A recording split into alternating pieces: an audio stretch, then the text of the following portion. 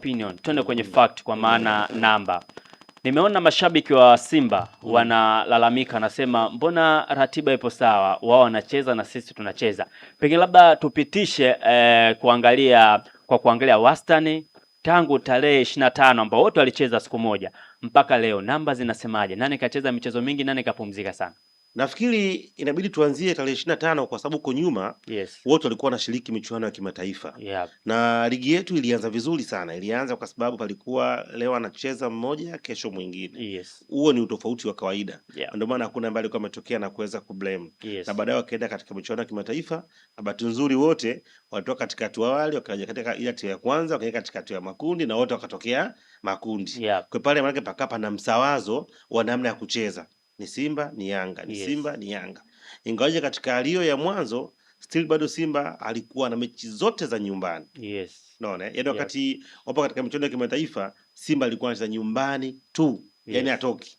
Yaani azunguka tu Isamuyo Mwenge, Isamuyo Mwenge, Isamuyo Mwenge Taifa hapo hapo. Sio issue kwa sababu mwisho wa siku hata mmoja ambao hajakwenda atakwenda kwa wakati mwingine. Baada ya kutolewa wote katika michuano ya kimataifa kwa maana klabu bingwa katika hatua ya makundi ndipo waliporudi rasmi sasa kuja kupambania kwa maana kombe la FA na ligi kuu soka Tanzania bara. Baada ya kufika hapa tunaangalia tokea tarehe 25 bila kuangalia yaani uwiano wa mechi moja kwenda tarehe nyingine. Kutoka tarehe 25 mpaka leo tunapozungumzia tarehe 17 pana wastani wa siku 21. Mpaka tunapozungumza wastani wa siku ngapi? 21. Katika siku hizo 21 ukifanya calculation Simba amecheza mechi 3 tu katika kipindi hiko.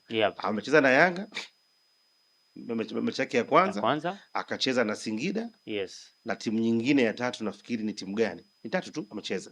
Na nafikiri ana Yanga ana Prison nafikiri na ana Dodoma Jiji. Ana Yanga, ana Dodoma Jiji pamoja na Singida Black Stars. Mechi 3 ambazo amecheza. Kwa hiyo ukichukua tu kwa wastani wa namba ukachukua siku 21 mpaka leo hii tokea tarehe 1 mwezi wa 25 mwezi wa pili ukizigawanya kwa tatu unapata wastani wa siku 7.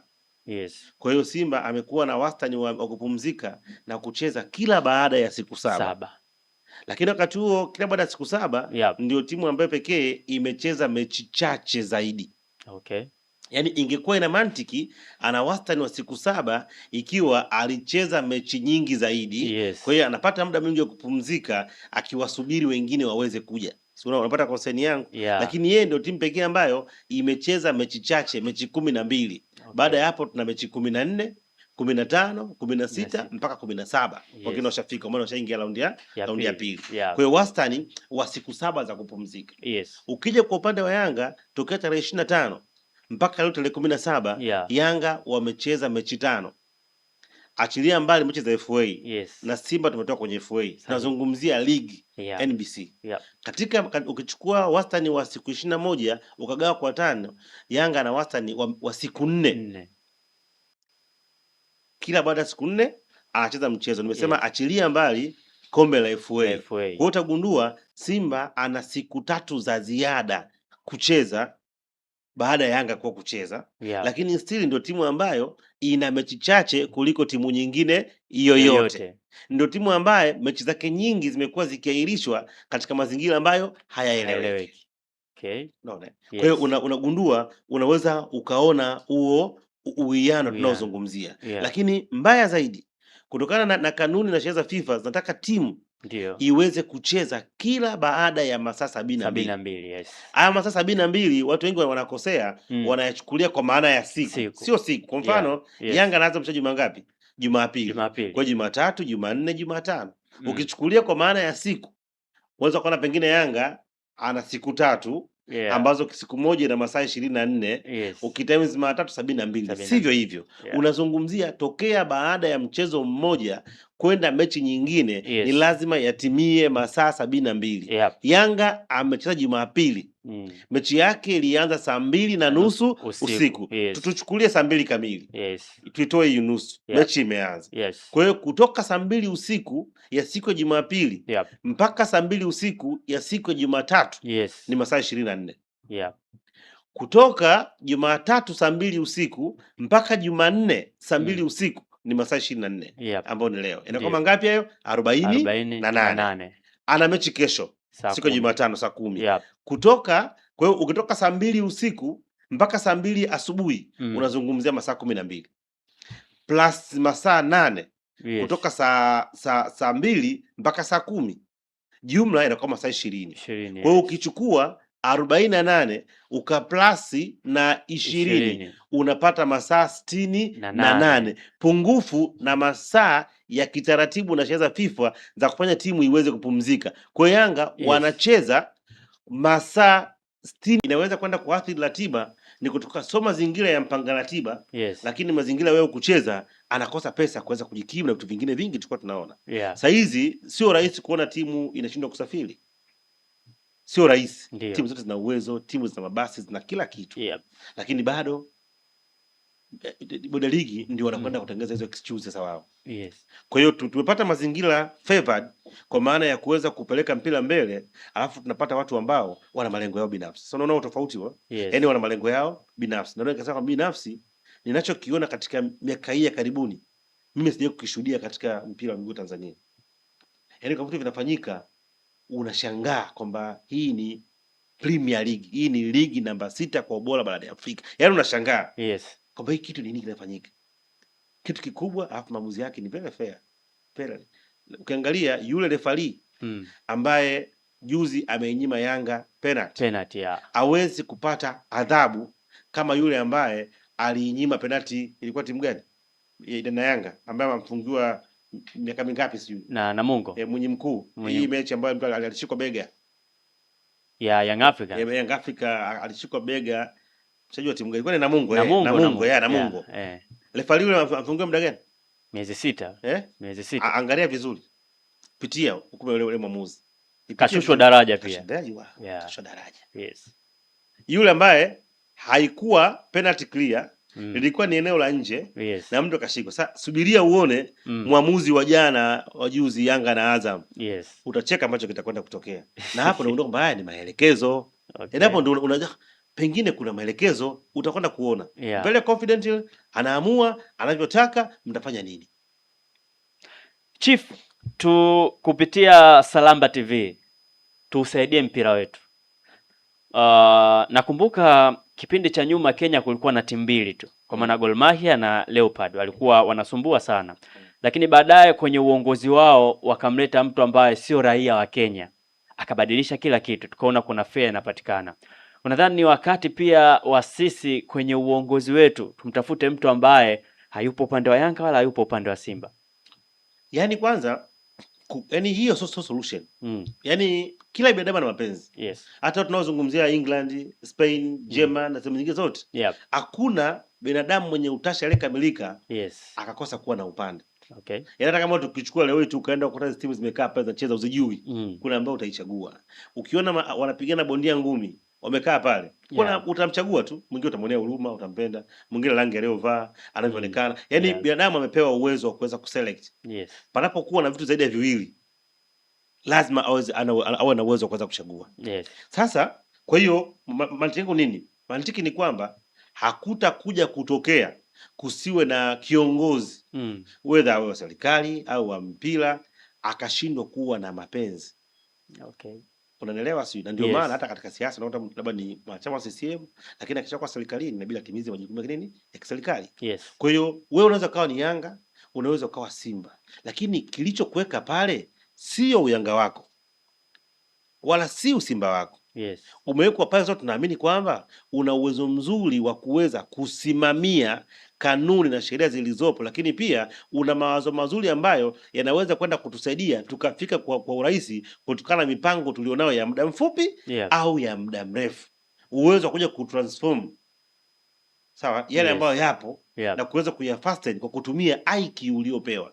Hiyo ndio sababu pekee, na ndio maana katika zile CV ambazo wanakuwa nasema pale hata wakiwa wanaomba kula hawasemi ni mwanachama wa Yanga au wa Simba. Anasema nimegombea nafasi fulani, labda ni ujumbe au makamu wa rais au rais au mwenyekiti wa bodi au whatever inapotokea. Nikiingia pale nitafanya 1, 2, 3. Nitakwenda kuinua soka la vijana, nitaongeza miundombinu, nitakwenda kutengeneza mazingira rafiki, nitakwenda kutengeneza mazingira ya uwekezaji. Hayo ndio tunaosikia wakiwa na jinadi. Lakini hausikii kwamba mimi ni shabiki wa Simba au Yanga nikienda kisha kwamba Simba inakuwa bingwa, kwa sababu sio part ya project na makusudio na mipango na tunayokubaliana. Kwa hiyo na bahati nzuri yale mambo pengine angekuwa pengine yameamuliwa, kwa mfano hizo kanuni za bodi ya ligi pengine kama ingekuwa zimeamuliwa na Yanga peke yake, unaweza kusema bwana hizo kanuni ni za Yanga, kwa hiyo inaingia kwenda kupambana nazo. Wengine hawakushiriki kwenye kuziandaa. Kwa hiyo unaweza ukawa una haki fulani ya kwamba nimeingia nimekuta kanuni hizi wameziandaa Yanga, siko tayari.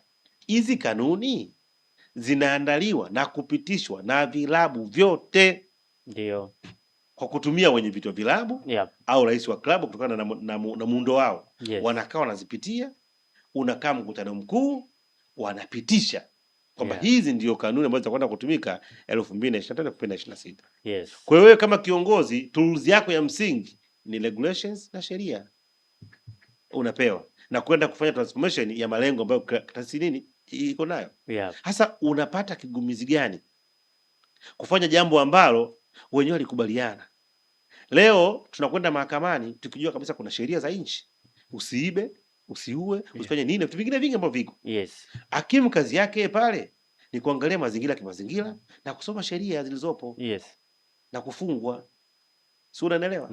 Kwamba anaenda jela, toka kwa dhamana, kwa sababu hakimu hajatoka nyumbani kwake, ndio anapata nafasi ya kusikiliza, anakuja kuja kuintegrate na sheria zake, mifano mingine, vitu vingine vingi. Sasa hawa tulionao mbona hawafanyi hayo?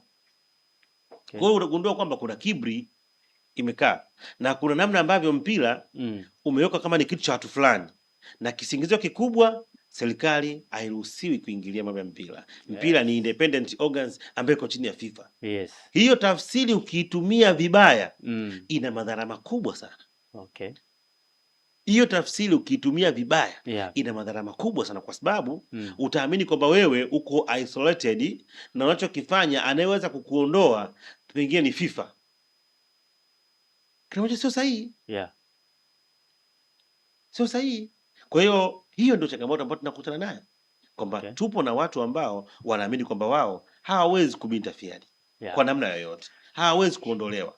Wewe piga kelele, piga pressure, sasa watakuchukua, watakufungia kwenye mpira. Usishe na mpira maisha. Kwa atakutaka katika mpira wetu. Sio yaani mpira ni wetu sisi. Yaani sisi, yaani hii ni yetu sisi. Wewe bakia huko. Limitation ni kubwa imekaa pale. Kuna barrier kubwa imekaa. Nyinyi mtakaa huko, sisi tutakaa huko. Kwa tutakayoamua ni ya huko. Wewe bakia tu kushabikia mpira na vitu vingine. Tumalize na hili la mwisho. Watu wengi wanaamini kwamba kwenye haya yote ambayo yanaendelea kuna nguvu ambayo sisi hatuioni. Yaani iwe ya serikalini ama tajiri ama wapi, kuna nguvu, huyu ndo anazungusha yote ambayo sisi hatuoni. Unaamini hivyo au utashi tu hao viongozi? Mimi siamini kuna nguvu, ila naamini kuna mfumo. Yaani kuna mfumo ambao watu wameutengeneza. Yaani sio ukisema kuna nguvu hapa. Yaani kuna mfumo ambao wameutengeneza. Ndio unaweza kuangalia, just imagine waamuzi ambao wanachezesha mechi za Simba. Kuna kipindi walikuwa wamtaka Rajiga akawa achezesha kabisa mechi za Simba. Maanake hata yule anayepanga waamuzi kuna maelekezo ambayo anayapewa kwamba huyu usimweke kwenye mfumo, huyu usimweke, huyu asichezeshe. Wote tunafahamu kwamba muamuzi sawa mkubwa ni Rajiga, tuko naye. Kuna baadhi ya mechi atumiki pia, hapa katikati hajaonekana. So kwa hiyo nafikiri kuna namna haya. Hata angalia issue ya makamisa wa michezo, wasimamizi wa mechi, ukienda in details utagundua kuna mtu anazunguka timu moja tu, anatoka hapa anaenda huku, anatoka hapa anaenda huku, unaelewa? Maana yule ajipeleki, anapangiwa. Kuna msimu tulishuhudia hapa waamuzi wale mwamuzi mmoja alicheza karibia mechi 4 za Simba, mwamuzi huyo msimu uliopita, mwamuzi huyo mmoja anarudia na mwamuzi wengine hamna. Si unaelewa? Na wale tu ni madada wale wanakaa huko wengine hamna. Wapo wengi. Afu Yanga ndio walipewa Arajiga msimu uliopita, mechi nyingi za Yanga alichezesha yeye. Kama unafuatilia. Kwa sababu alikuwa anaamini huyu jamaa yuko smart, huyu jamaa anapambania aendelee kuaminiwa na CAF. Kwa hiyo sio rahisi kufanya vitu vya ajabu. akawa anapewa mechi nyingi sana za Yanga. Na hata mechi ya kwanza Yanga anafungwa msimu uliopita na Azam 1-0, ile kadi aliitoa Alajiga, ambayo kama ingekuwa ni mechi ya Simba ile kadi isingetoka. Take it from me. Okay. Kwa hiyo nafikiri kuna mfumo ambao upo ambao umetengenezeka, ambao una run vitu kadri ambavyo wao wanavyohitaji. Ukifuata mfumo unakuwa na upande wao. Usipata mfumo au upande wao. Na kama tungeweza kupata waamuzi, ukakaa nao chini ukawaminya, wakati mwingine wangekwambia mambo mengi sana ambayo yangekushangaza. Kwa kuna wakati unaweza kuona mlaumu mwamuzi, lakini behind ujui ana kipi ambacho anacho. Okay. Sio, unaelewa? Unaweza kuona mlaumu mwamuzi, kumbe nyuma kuna vitu vingi viko. Wote wakina Kefa Kayombo, wakina Tatu Malogo na wengine wengi ambao walikuwa wanalalamikiwa sana. Pengine baada ya kuja kustaafu wanaweza kuja kuyazungumza kwamba itokea hivi, kwa sababu binadamu ana tabia yani ni swala la muda tu. Itafika hatua ataweka open kila kitu. Kwa hiyo mimi naamini kwamba hiyo ni system ambayo imetengenezwa kwa master ya watu fulani, na kikubwa ni kibri. Unajua tofauti kubwa ya sisi na wenzetu hawa wa Europe, mimi siamini kwamba wametuzidi sana uelewa, lakini wenzetu ni wazuri kwenye kusimamia sheria na taratibu. Alafu wanaangalia mustakabali wa maendeleo ya wote. Lakini sisi tuna tabia ile ya ujivuni. Yaani ukishapewa nafasi unahisi kwamba wewe ndio kila kitu, na mwingine yote ambaye yuko pale hawezi kufanya kitu. Ndio maana sio wepesi wa kuanza kuchukua maoni, sio wepesi. Watachukua na kupenda wale ambao wanawasapoti, wale ambao wanawapigia kelele na kuwapigia debe, hata kama wanaharibu. Hao ndio watakuwa marafiki zao pamoja kwa moja. Wataandaa events, wataandaa nini, watu ni wale kwa sababu ni watu ambao wamekubaliana ule mfumo kandamizi ambao unaendelea, kitu ambacho sio sahihi. Okay. Bwana Chief, shukran sana. Mimi nakushukuru pia. Miongoni mwa maswali mengi ambayo watu mlikuwa mnajiuliza, injili ambazo wamezipata Young Africans, ratiba ambazo zinapangwa kwa upande wa Simba na upande wa Young Africans, tumepata majibu, lakini tunakuachia kitu kimoja, mfumo. Hii ni topic ambayo tutakuja kuizungumza. Sasa ili uwe wa kwanza ama na ushiriki kushuhudia hii topic ambayo inahusu mfumo, Bwana Chief, nitakuomba siku moja tuzungumze mfumo. Hii mfumo hii. Mimi nafikiri wewe andaa tu siku nitakuandalia mifumo mbalimbali ambayo imekuwa ikirani vitu mbalimbali, kwa sababu sio wengine ndio tunakaa na kufuatia vitu. Kwa hiyo hii mfumo nataka unipe na mifano, mambo ya Iraq yanayoendelea, mifumo. Kila kitu utapata. Yaani sio na wasiwasi, ni system. Yaani hii ni mifumo ambayo inafanya kazi katika maeneo mengi. Yaani uweze kulikuza jambo au kuliangusha jambo bila kutumia mfumo. Yaani hiyo ndio system dunia inavyoenda. Kila unachokiona manake kimepangwa systematically na watu na walikipanga before. Yani watu mnaanza kufikiria yatakayotokea sasa, yani unaanza kuiona kesho kutwa kwa kuiangalia leo. Kwa hiyo hata watu walivyokuwa wanazungumza mambo yanaendelea kule, watu wanayazungumza kishabiki, kwa sababu hawajui what's within. Atapigwa huyu na hivi kwa hivyo. Hao watu wako very smart. Na ni watu ambao wametengeneza vitu vingi. Naona kuna kipindi nilikuwa nimeanza kutoa baadhi ya details kuhusiana na yanaendelea Afrika Mashariki ya Kati na nini, unaona, na tutaendelea kutoa ili pengine watu wale ambao wamekuwa pengine wakimisilidi watu kwa interest zao na mapenzi yao, mpaka imeingia mpaka kwenye mambo mengine ya kisiasa. Hadi mtu anafanya uchambuzi kwa hisia zake yeye na mapenzi yake yeye, sio kwenye kile anachokijua. Hasa kuna watu ambao hawaelewi, kisha kusikiliza unawachukua kama walivyo bila kujua background na sense ya nini. Kwa hiyo ukikuta unakuja unapandikiza vitu vingine ambavyo kimsingi havipo. Kwa hiyo tuna wajibu wa watu kuweza kuwaelewesha, baada ya kuelewa ndio wachague upande. Bwana, hayo ndo mambo ya mfumo. Sasa ili wewe ushiriki kwenye hii topic ambayo tutakuja kuizungumza hapa Salamba TV, hakikisha tu umesubscribe alafu umebonyeza alama ya kengele, ile siku ikifika basi notification itafika. Asante kwa wewe ambaye tayari umesha subscribe. Mimi naitwa Yusuf Katalambula, nilikuwa naye Chief Zabane kama Zomfela, kwa maana Dominic Salamba, tukizungumza yale masuala ambayo mlikuwa mkijiuliza. Lakini nyuma ya kamera yupo Uncle Vuma, na ule ambaye amesababisha kila kitu kwenda sawa ni Diego Mashuhuri. Bye bye mpaka wakati mwingine tena.